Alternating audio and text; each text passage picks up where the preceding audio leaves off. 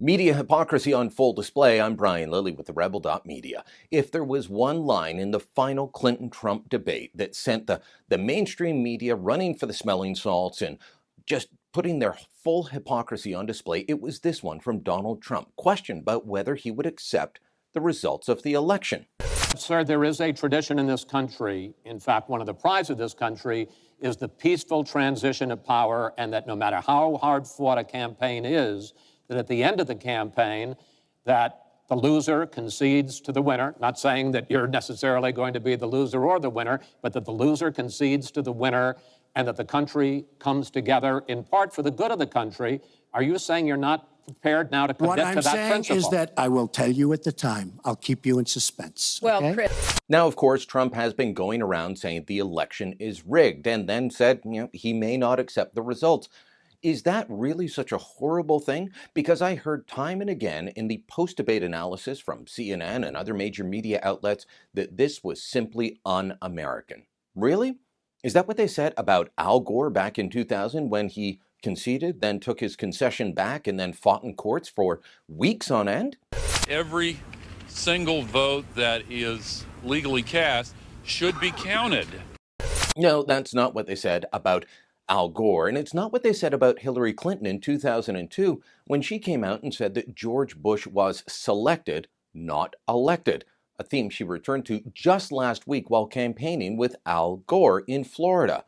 As Gore was giving a speech talking about how every vote counts, the crowd started to yell, "You won, you won." Now watch what Clinton is doing behind him, nodding along and smiling in agreement.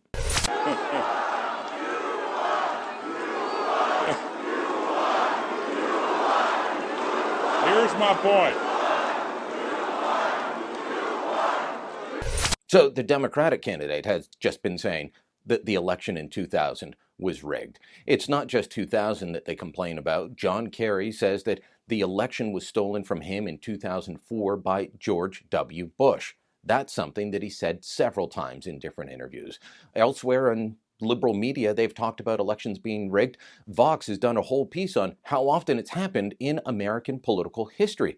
And then finally, Salon.com has a piece about Democrats rigging elections inside their own party, starting with whether New Hampshire was stolen back in 2008.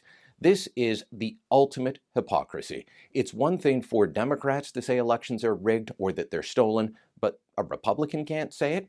Donald Trump will have to concede defeat if he loses. But if there's any shenanigans, he is well within his rights, just as Al Gore was, to fight it out in the courts and make sure that every vote counts. Make sure that the election was held on a level playing field in each and every state, in each and every county. That is the American way to do things. If you like what you just watched, make sure you subscribe to our YouTube channel and never miss another Rebel video again. Or, hey, find other ways to support us. You can join our email list or head over to therebel.media and become a member, where you can access premium content only available to members.